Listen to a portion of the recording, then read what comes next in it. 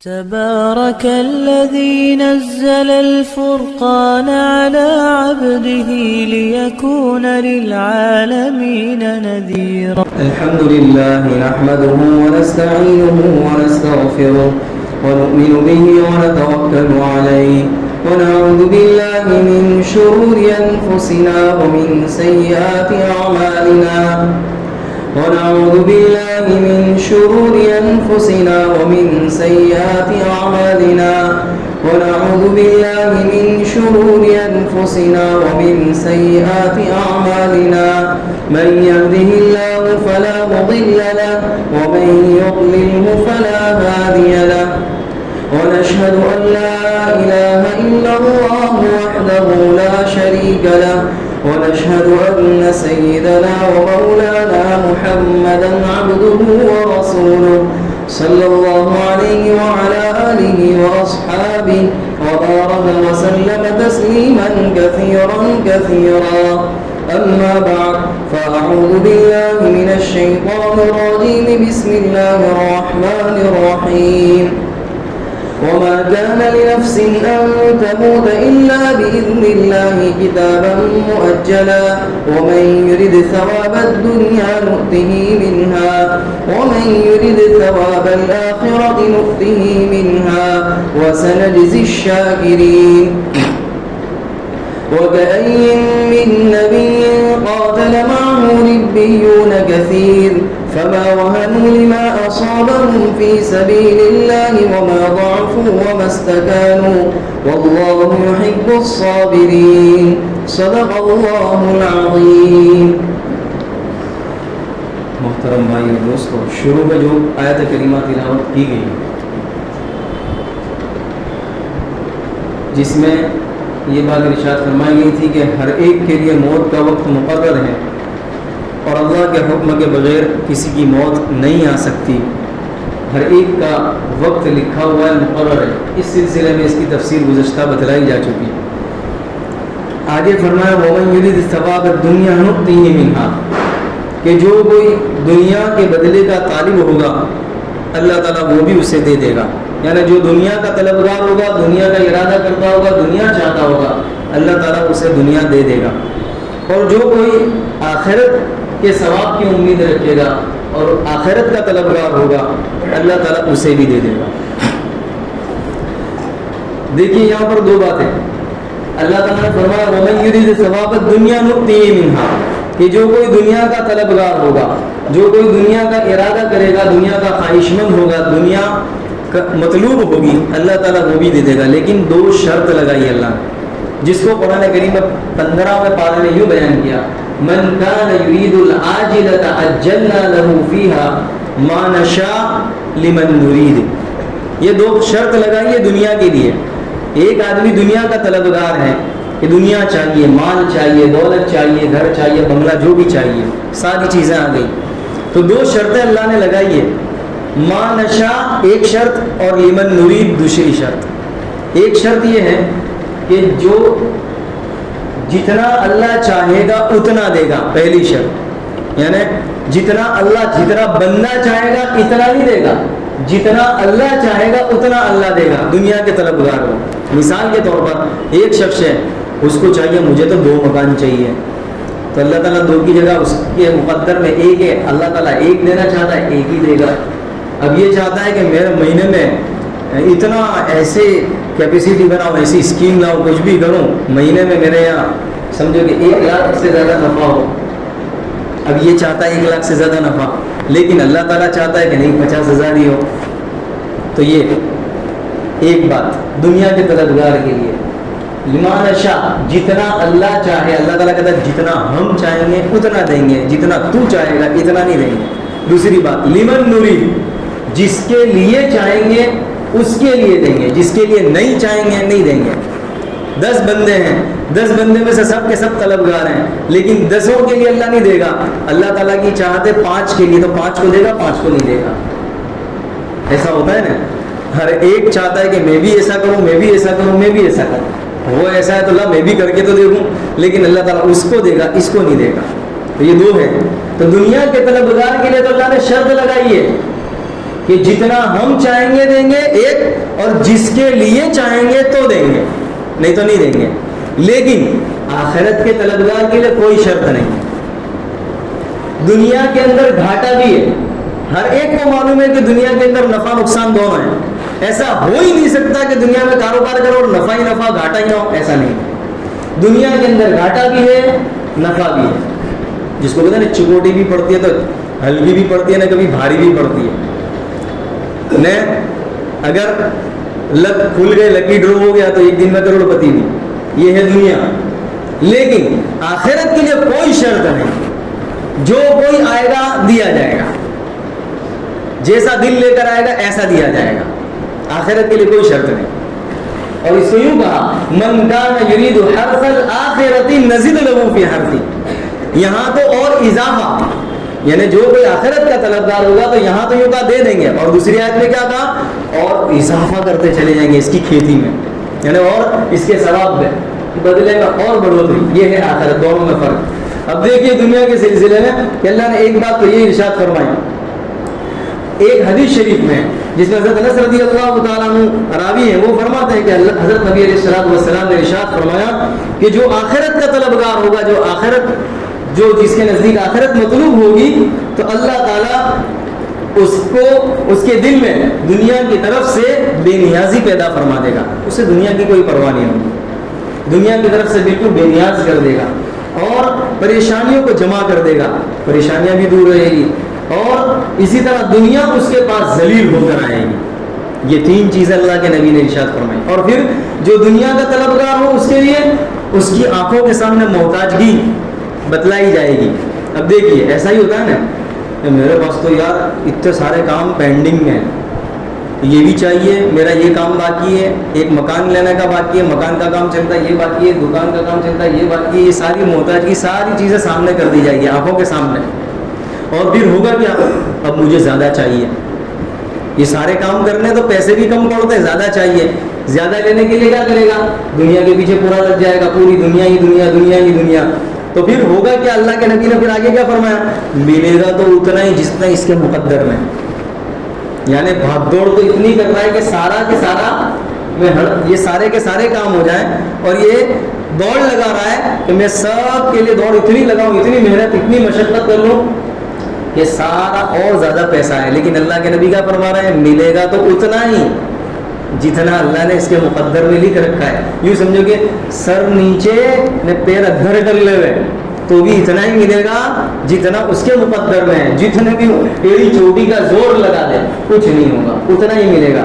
تو پھر انسان کو اللہ کے وعدوں اور وعدے پر یقین کرنا چاہیے، اور اس کے وجہ سے دنیا پر آخرت کو مؤخر اور دنیا کو مقدم نہیں کرنا چاہیے، اور دنیا کو ترجیح نہیں دینی چاہیے. ایک اور حدیث شریف میں حضرت انس ہی سے مروی ہے، اللہ کے نبی علیہ السلام نے ارشاد فرمایا جو آخرت کا طلبگار ہوگا اللہ تعالیٰ اس کے دل کو غنا سے بھر دے گا.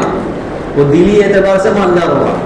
ویسے دیکھا ہوگا نا کہ اصل اللہ کے نبی علیہ السلام نے ارشاد فرمایا کہ اصل غنا الغنا غنا النفس، دل کا غنی ہونا ہے، دل کا مالدار ہونا یہ اصل ہے، اور پیسے سے مالدار ہونا یہ اصل نہیں ہے. ورنہ تو کتنے پیسے والوں کو دیکھا ہوگا دل کے بڑے بخیل، کنجوس، مکھی چوس ہوتے ہیں، نکلتا ہی نہیں ہے پیسہ.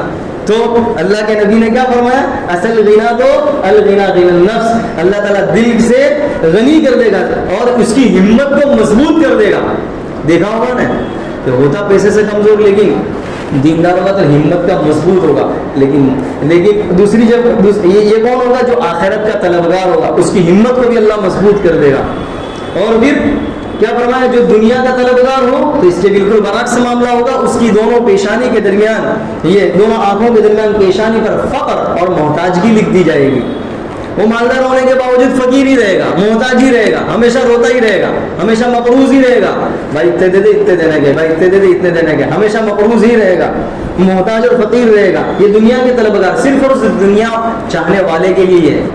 اور پھر اس کی ہمت کمزور ہو جائے گی، اس کے اندر اتنی ہمت، اتنا جذبہ اور اتنا جوش نہیں ہوگا جو اس کے اندر ہوگا.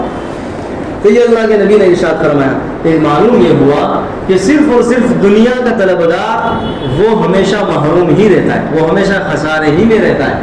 کیوں ایسا نہ ہو کہ انسان دونوں بیلنس برقرار رکھے, دنیا بھی اس کو ملتی رہے. دیکھیے دنیا تو ذلیل ہو کر آتی رہے گی. آپ کو ہارون رشید کا واقعہ سناؤں کہ ہارون رشید جو بادشاہ گزرا ہے مدینہ منورہ میں, حضرت امام مالک رحمۃ اللہ علیہ سبق دے رہے تھے. یہ ان کی مجلس میں بیٹھے, ہارون رشید بادشاہ ہیں, یہ ان کے سبق میں بیٹھے. جب سبق ختم ہوا تو تھیلا نکالا 10,000 روپے کا اور ان کی خدمت میں پیش کیا. پیش کر کے کیا آپ کو ہدیہ, تو کہنے لگے کہ تم فقیروں کو دے دو. حضرت یہ آپ کے لیے اور جو بچے پڑھنے والے طلبا ان کے لیے.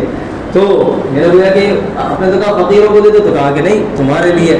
کہا کہ ہم اور یہ جتنے بھی سب مالدار ہیں, تم فقیر ہو, تم کے لیے تمہارے لیے تم لے جاؤ, تمہارے لیے اچھا ہے اور بہتر ہے, ہمارے لیے مناسب نہیں ہے.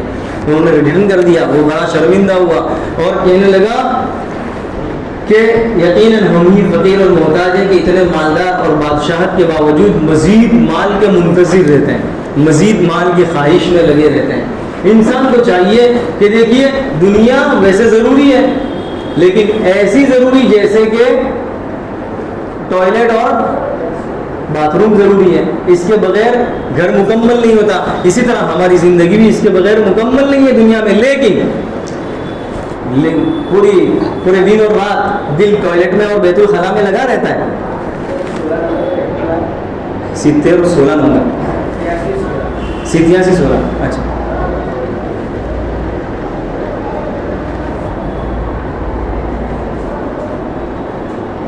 باہر رکھی ہوئی ٹھیک. تو کیا بات چل رہی تھی؟ ہاں, تو مطلب یہ ہے کہ دیکھیے دنیا تو ملنے ہی والی ہے, دنیا تو انسان کو مل کر ہی رہے گی.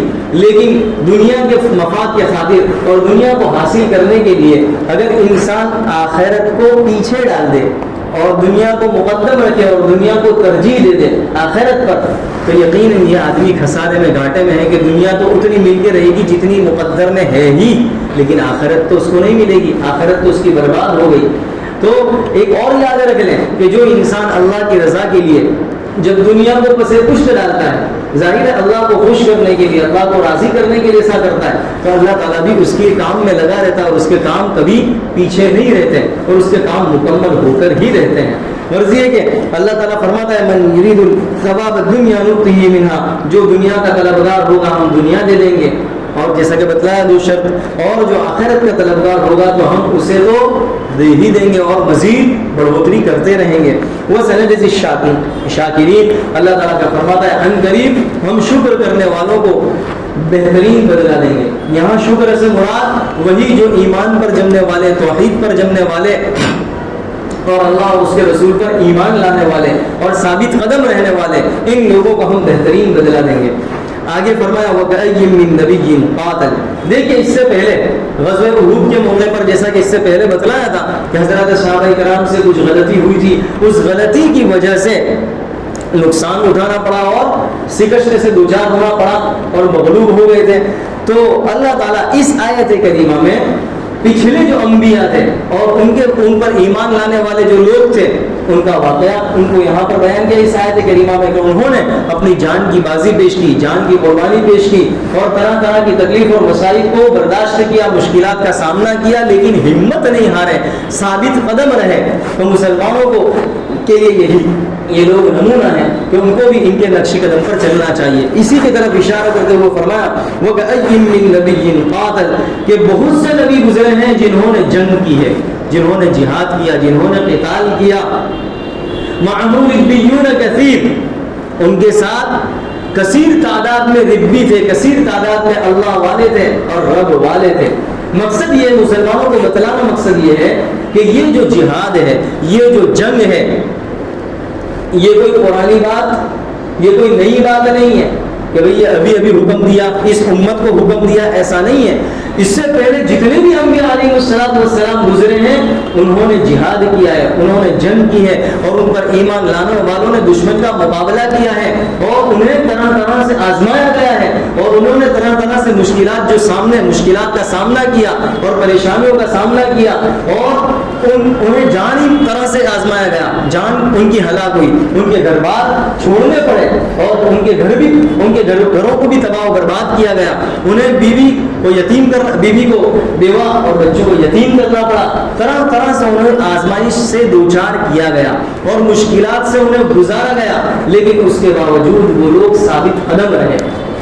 اس کو ایک اور جگہ یوں فرمایا وما لنا الا نقاتل فی سبیل اللہ وقد اخرجنا من دیارنا وابنائنا، ہمیں کیا ہو گیا کہ ہم قتال نہ کریں، جنگ نہ کریں، جبکہ ہمیں اپنے گھروں سے بے گھر کیا گیا، ملک سے در بدر کیا گیا، اور ہمیں اپنے بچوں سے چھڑا دیا گیا، ہمارے بچوں کو غلام اور ہماری بچیوں کو باندھی بنا لیا گیا۔ دیکھیے یہ ساری وہی چیزیں جو آج ہو رہی ہیں، یہ سارے وہی جملے ہیں جو پہلوں کے ساتھ ہوا، جو چیز پہلوں کے ساتھ ہو چکی، یہی قرآن کریم ہمیں سبق دے رہا ہے کہ یہ قیامت تک ایسی چیزیں پیش آنے والی ہیں کہ آج یہی چیز تو کی جا رہی ہے، آج وہی تو چیز ہے، ملک سے در بدر کیا جا رہا ہے، گھر سے بے گھر کیا جا رہا ہے، بے سہارا کیا جا رہا ہے، بے یار و مددگار چھوڑا جا رہا ہے، یہی ساری چیزیں آج بھی کی جا رہی ہے۔ اللہ تعالیٰ فرماتا ہے یہ ساری چیزیں کی گئی لیکن وہ ایمان پر ڈٹے رہے، ثابت قدم رہے، وہ ہمت نہیں ہارے، وہ سست نہیں ہوئے۔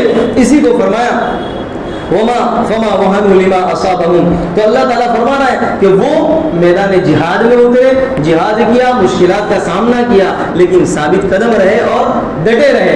انہی کو فرمایا کہ مسلمانوں کو چاہیے کہ وہ بھی اس عمل کو کرتے رہیں، اور اگر نہیں کریں گے تو وہ مٹ جائیں گے۔ دیکھیے یہاں پر اللہ تعالیٰ نے آگے فرمایا فما وهنوا لما اصابهم، تین چیزیں فرمائی ہیں کہ انہوں نے میدان جہاد میں اتر کر اور جتنی بھی مشکلات پریشانی آئیں، فما وہنوا، یہ ہمت نہیں ہارے، کمزور نہیں پڑے، وما ضعفوا، قوت میں کمزوری نہیں آئی، عزم اور ارادے میں کمزوری نہیں آئی۔ پہلی چیز جو ہے عزم اور ارادے میں کمزوری آنا، دوسری چیز قوت میں کمزوری آنا، اور تیسری چیز وما استقاموا، یعنی وہ کفار کے سامنے دبے نہیں، ہمت کفار کے سامنے کمپرومائز کر لیا یہ سمجھ کر کے وہ بڑی تعداد میں پاور میں، تو اپنے سر کو جھکا نہیں لیا، گھٹنے نہیں ٹیکے، ومستقاموا۔ دیکھیے یہ تین چیزیں اللہ کے نبی نے یہاں پر ارشاد فرمائی گئی، تین چیزیں، فما وہنوا کہ وہ ہمت نہیں ہارے۔ اب دیکھیے یہاں پر پہلی چیز ہے وہن۔ وہن کا مطلب ہے کہ موت کے خوف کی وجہ سے، خوف اور ڈر کی وجہ سے عزم میں عزم کا مطلب پختہ ارادہ کرنا، تو عزم میں کمزوری آ جانا، اسی کو کہا وہن۔ دیکھیے اللہ کے نبی علیہ الصلوۃ والسلام نے وہن کی ایک تعریف یہ بھی کی ہے، حب الدنیا و کراہیت الموت، دنیا کی محبت کا آ جانا، مال دولت کی محبت کا آ جانا، اور موت سے کراہیت اور موت سے نفرت پیدا ہو جانا، موت سے ڈر جانا، یہ وہن کی تعریف کی گئی ہے۔ تو پہلی چیز جو ہے وہ بتلائی گئی، اگر موت شہادت کی ڈر کی وجہ سے، موت کے ڈر کی ڈر دنیا کی محبت کی وجہ سے اگر پیدا ہوئی، تو پھر دوسری چیز جو چیز پیدا ہوگی جس کو کہا وما ضعفوا، قوت میں کمزوری آئے گی، طاقت میں کمزوری آئے گی، اور پھر تیسرا مرحلہ جو فرمایا وما استقاموا، یہ تیسرا مرحلہ ہے کہ جب طاقت میں قوت میں کمزوری آئے گی تو پھر تیسرا مرحلہ استقامت کا آئے گا کہ پھر کفار کے سامنے جھکنے کی نوبت آ جائے گی، کہ پھر کفار کے سامنے جھک جائے گا، کفار کے جو چیلنجز ہیں ان کو قبول کر لیا جائے گا، پھر زبانی اعتبار سے بھی ایسی باتیں کرنا جو جھکنے کا کو ظاہر کرتی ہو کہ یہ جھک گیا، یہ ساری چیزیں اسی کے اندر آئے گی۔ چنانچہ یہ چیز تو ہو رہی ہے، آج آپ دیکھ لیں یہ تین چیزوں میں سے کون سی چیز پائی جا رہی ہے؟ پہلی چیز وہن ہے، دوسری چیز ضعف ہے، اور تیسری چیز استقامت ہے۔ تو کفار کے سامنے اپنے آپ کو کہ آپ جو کہیں، آپ ہمارے بڑے ہیں، آپ جو کہیں ہم اس کے لیے تیار ہیں۔ چنانچہ وقف بورڈ میں بھی دیکھ لیں، ابھی جو وقف کا مسئلہ آیا تو بہت سے مسلمان بڑے بڑے، چونکہ وہ خود وقف کی زمین کو دبائے ہوئے تھے، تو ان کی گود میں جا کر بیٹھ گئے کہ حضرت آپ بل پاس کر دیں، ہم تیار ہیں۔ یہ ایک نہیں ہے، کئی 20، یہ تو ایک مثال دی ہے، 20 مسئلے ہیں، اگر پاس کرنے ہو تو یہ مسلمان تیار ہیں۔ ایک گروہ تو تیار ہی رہتا ہے جی حضوری میں، وہ یہی طبقہ ہے۔ دیکھ لیں کہ وہ کفار سے بالکل دب جانا اور ان کے سامنے جھک جانا، پیشانی کے بل جھک جانا. تو اللہ تعالیٰ نے اسی کو فرمایا وہ مستقام، استقامت والا. تو یہ تین چیزیں ہیں. دیکھیے ایک اور حدیث میں ہے، دیکھیے یہاں مسلمان جب تک اللہ کے لیے لڑتے رہے تب تک تو وہ کامیاب ہوتے رہے. وَإِنَّ جُنْدَنَا لَهُمُ الْغَالِبُونَ. اللہ نے کیا فرمایا؟ ہمارا لشکر ہی غالب رہے گا. الا ان حزب اللہ اولئک حزب اللہ الا ان حزب اللہ هم المفلحون. اللہ کا لشکر جو ہے وہ کبھی ناکام نہیں ہوتا، وہ دنیا میں بھی کامیاب رہتا ہے، آخرت میں بھی کامیاب رہتا ہے. یہ فلاح کا معنی. لیکن جو لوگ ناکام ہوتے ہیں اس کی وجہ نافرمانی یا کوتاہی یا غلطی کی وجہ سے ناکامی کا سامنا کرنا پڑتا ہے. جیسا کہ دو مثال اللہ نے بیان کر دی. غزوہ بدر کی مثال بیان کر دی کہ تقویٰ مکمل تھا، فتح مل گئی. غزوہ احد کی مثال بھی بیان کر دی کہ تقویٰ میں کچھ کمی آئی اور غلطی آئی، اور غلطی اور کوتاہی کی وجہ سے وہ شکست سے دوچار ہونا پڑا. یہ دو مثالیں بھی اللہ نے بیان کر دی. تو دونوں چیزیں ہیں.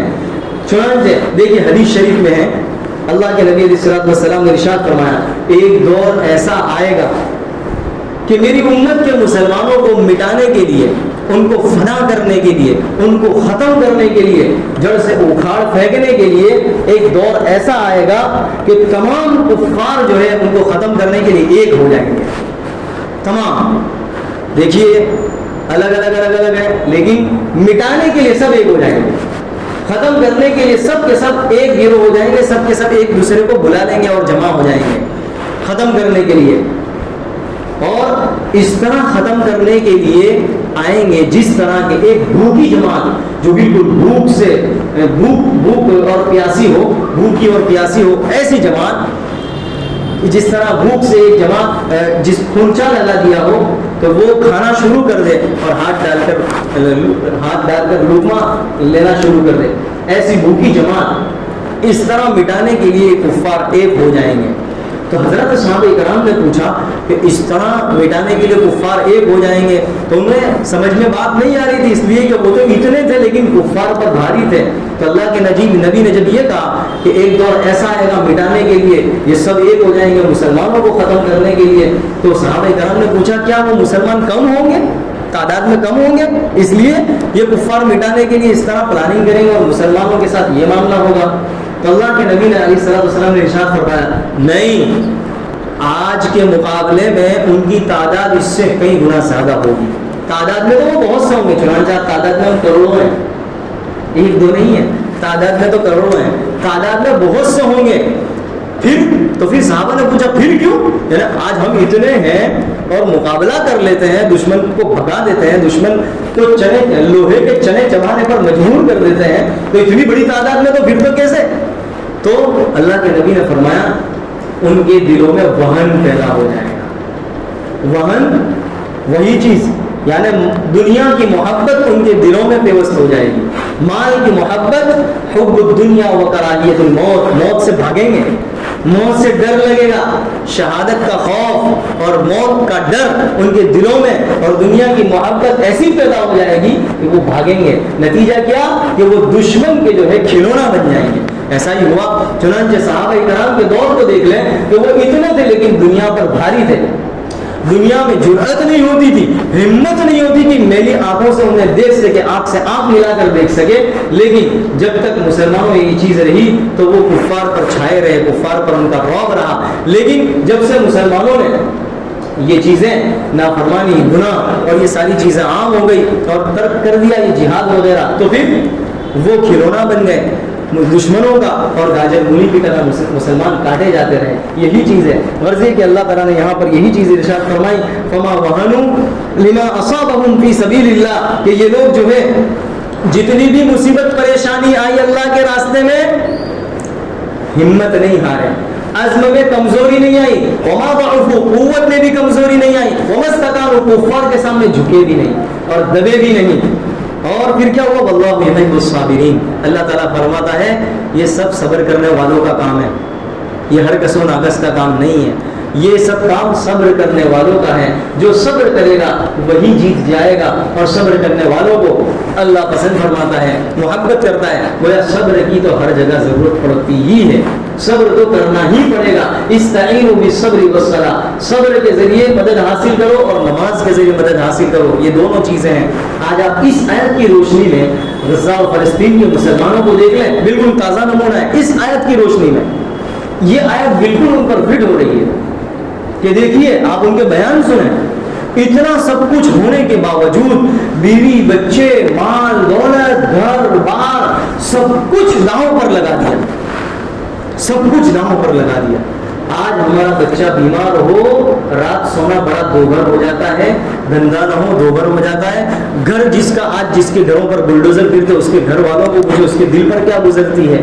انہوں نے ساری چیزوں کو داؤں پر لگا دیا, اللہ کی قربانی کے لیے لگا دیا. لیکن فما وہنوا لما اصابهم فی سبیل اللہ وما ضعفوا وما استکانوا, کفار کے سامنے دبے نہیں ہیں بلکہ کھل کر کہہ رہے ہیں کہ ہم دبیں گے نہیں. 1 سال سے اوپر یہ ہو گیا لیکن اب تک دبنے کے لیے تیار نہیں ہے. آپ اندازہ لگائیں کہ بالکل آیت کریمہ ان پر فٹ ہو رہی ہے. یہ سچے پکے مسلمان ہیں. یہ صرف زبانی جمع خرچ کرنے والے نہیں, زبانی دعویٰ کرنے والے لوگ نہیں ہیں. پورا سب کا ہس نہس ہو گیا. اندازہ لگائیے کہ بیوی بچے ہیں, سارے لوگ ہیں, اس کے باوجود کتنی ہمت ہے ان لوگوں کے اندر. ہمت نہیں ہارے, نہ قوت میں, بلکہ یہ چیز پیش آتی ہے تو وہ تو دعا کرتے ہیں کہ اے اللہ تو اس پر بھی ہم سے راضی ہے. کہیں ایسا نہ ہو کہ یہ ہماری قربانی ناقابل قبول ہو. وہ اس پر بھی اللہ کی تعریف اور اللہ کا شکر ادا کرتے ہیں. شہادت پر بھی, بلکہ شہادت کی تمنا کرتے ہیں, موت کو سینے میں لیے پھرتے ہیں, سینے سے لگائے پھرتے ہیں. یہی تو وجہ ہے کہ وہ یہ زندہ لوگ ہیں اور جس سے مقابلہ ہے وہ زندگی کی حفاظت کے لیے لڑ رہے ہیں. تو یہ چیز ہے. دیکھیے آگے فرمایا, اب دیکھیے یہ تو ان کا عمل بتلایا, پچھلے لوگوں کا عمل بتلا کر حضرات صحابہ کرام کو بتلایا گیا کہ تمہیں بھی ڈٹنا چاہیے, اور ان کے ذریعے ہمیں بھی ترغیب دی گئی, اور قیامت تک آنے والے لوگوں کو ترغیب دی گئی کہ تمہیں بھی ثابت قدم رہنا چاہیے. دیکھیے ان لوگوں کا, پچھلے لوگوں کا ایک عمل کیا بیان کیا گیا کہ وہ ڈٹے رہے, ثابت قدم رہے. اور صرف یہ عمل ان کا نہیں تھا, دوسری بات بھی ان کا قول بھی یہ تھا, اور صرف عمل نہیں تھا, ان کی دعا بھی ساتھ تھی. دیکھیے دونوں چیزیں, ان کی دعا کو آگے ذکر کیا گیا, وما كان قولهم الا ان قالوا. دونوں چیزیں انشاءاللہ اس کو آئندہ تفصیل سے بیان کیا جائے گا. اللہ تعالیٰ مجھے اور آپ کو عمل کی توفیق عطا فرمائے.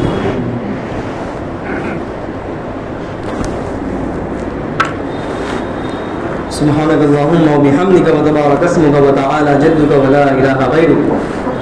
لا إله إلا الله الحليم الكريم. سبحان الله رب العرش العظيم. أسألك موجبات رحمتك وعزائم مغفرتك والغنيمة من كل بر والسلامة من كل إثم. لا تدع لنا ذنبا إلا غفرته ولا هما إلا فرجته ولا كربا إلا نفسته ولا ضرا إلا كشفته ولا حاجة هي لك رضا إلا قضيتها ويسرتها يا أرحم الراحمين. اے اللہ ہمارے گناہوں کو معاف فرما, خطاؤں سے درگزر فرما. اے اللہ ہمارے گناہوں کی وجہ سے اے اللہ ہم بڑے پریشان ہیں. اے اللہ بڑے پریشان ہیں. اے اللہ ذلیل و خوار کیے جا رہے ہیں. اے اللہ گاجر مولی کی طرح کاٹے جا رہے ہیں. اے اللہ دشمنوں کا تختہ مشق بنے ہوئے ہیں. اے اللہ مصیبت کا شکار ہیں, پریشانیوں سے دوچار ہیں. اے اللہ حالات کا شکار ہیں. اے اللہ دکانیں اے اللہ لوٹی جا رہی ہے. اے اللہ گھروں کو جلایا جا رہا ہے. اے اللہ بے گھر کیے جا رہے ہیں. اے اللہ طرح طرح کی مصیبتوں سے دوچار ہیں. اے اللہ یقیناً ہمارے ہی گناہوں کی نحوست ہے. اے اللہ معاف فرما دے. اے اللہ معاف فرما دے. اے اللہ معاف فرما دے. اے اللہ اپنی رحمت اے اللہ اپنی رحمت اے اللہ ہمارے ساتھ شامل حال فرما. اے اللہ رحمت کی نگاہ ہم پر ڈال دے. اے اللہ ایک رحمت کی نگاہ ہم پر ڈال دے. اے اللہ آج تک تو ہمیں نبھاتا چلا آ رہا ہے. اے اللہ آئندہ بھی نبھا. اے اللہ تمام مسلمانوں کی حفاظت فرما. اے اللہ بڑے مسلمان پریشان ہیں. اے اللہ حالات کے شکار ہیں. اے اللہ ہندوستان میں بھی اے اللہ مختلف علاقوں میں مسلمان بڑے پریشان ہیں. اے اللہ بڑے پریشان ہیں. اے اللہ گھر سے بے گھر کر دیے گئے ہیں. اے اللہ ان کے گھروں پر بلڈوزر پھیلا دیے گئے ہیں، اے اللہ اے اللہ اے اللہ ان کی پریشانیوں کو دور فرما، اے اللہ ان کے گھروں کو دوبارہ آباد فرما، پہلے سے زیادہ دوبارہ آباد فرما، ان کی دکانوں کو اے اللہ پہلے سے زیادہ اچھی طرح آباد فرما، اے اللہ جو جو جس لائن سے پریشان ہے اے اللہ تو خوب اچھی طرح جانتا ہے، اے اللہ جس پر حالات گزرتے ہیں اے اللہ اس کا دل خوب اے اللہ وہی جانتا ہے کہ کیا گزر رہی ہے، اے اللہ تو نے ہمیں اے اللہ ان تکلیفوں سے اے اللہ بچائے رکھا، اے اللہ یقیناً ہم تو اس لائق نہیں، آزمائش کے لائق نہیں، اے اللہ آزمائش سے ہماری پوری پوری حفاظت فرما، اے اللہ ان تمام آزمائش سے ہماری حفاظت فرما اور تمام مسلمانوں کی حفاظت فرما، تمام مسلمانوں کی حفاظت فرما، اے اللہ جگہ جگہ مسلمانوں کے اللہ روزانہ اے اللہ ایسی خبریں آ رہی ہے، فلاں جگہ گھر کو اجاڑ دیا گیا، فلاں جگہ دکان اجاڑ دی گئی، فلاں جگہ مسلمان کو شہید کر دیا گیا، اے اللہ بیجا قیدی بنا لیا گیا، گرفتار کر لیا گیا، اے اللہ طرح طرح سے خبریں آ رہی ہے، اے اللہ مسلمانوں کی حفاظت فرما، اے اللہ سچا پکا مسلمان بنا، اے اللہ تیرا عاشق بنا، تجھ سے محبت کرنے والا بنا، اے اللہ اے اللہ اے اللہ ان فتنوں کے دور میں، ایسے آزمائش کے دور میں اے اللہ ایمان ہم سے اچک کر لے، اے اللہ اچک جائے، اے اللہ اس سے حفاظت فرما، اے اللہ اس سے حفاظت فرما، غزہ اور فلسطین کے مسلمانوں کی حفاظت فرما، یمن اور لبنان کے مسلمانوں کی حفاظت فرما، اے اللہ ملک شام کے اے اللہ شام کے مسلمانوں کی حفاظت فرما، اردن کے مسلمان کی حفاظت فرما، یمن کے حوثیوں کی حفاظت فرما، اے اللہ بے شمار مسلمان تکلیفوں کا شکار ہے، اے اللہ سال ہا سال سے اے اللہ ظلم کی چکی میں پیستے چلے آ رہے ہیں، اے اللہ تمام مسلمانوں کی حفاظت فرما، تمام مسلمانوں کی حفاظت فرما، ان کی جان کی، مال کی، عزت کی، آبرو کی، کھیتی باڑی کی، تجارت کی، کاروبار کی، اے اللہ ملازمت کی، اے اللہ ہر چیز کی پوری پوری حفاظت فرما، اے اللہ اے اللہ اے اللہ تمام اے اللہ جو بیمار ہیں انہیں شفا عاجلہ دائمہ مستمر عطا فرما، اے اللہ جو مقروض ہیں ان کے قرضوں کی ادائیگی کی شکلیں پیدا فرما، اے اللہ یہاں موجود تیرے بندے اور بندیوں میں سے اے اللہ جو نیک جن کے دلوں میں جو نیک اور جائز مرادیں ہیں جس کو تو خوب جانتا ہے، اے اللہ تمام نیک جائز مرادوں کو اپنے خزانے غیب سے پورا فرما، اے اللہ ہم میں سے ہر ایک کو تیرے دین پر ثابت قدم رہنے کی توفیق عطا فرما، اے اللہ تیرے دین پر جمنے کی ہمیں توفیق عطا فرما، اے اللہ ہم میں سے کسی کو محروم نہ فرما، اے اللہ ہم میں سے کسی کو محروم نہ فرما، اے اللہ ہم میں سے کسی کو محروم نہ فرما، اے اللہ اپنی رضامندی کے مطابق ہمیں زندگی گزارنے کی توفیق اور سعادت نصیب فرما، اے اللہ جو کچھ مانگا عطا فرما، جو مانگنے سے رہ گیا اپنی شان عطا فرما، ربنا تقبل منا انك انت السميع العليم وتب علينا انك انت التواب الرحيم، وصلى الله على النبي الكريم، سبحان ربك رب العزة عما يصفون وسلام على المرسلين والحمد لله رب العالمين برحمتك يا ارحم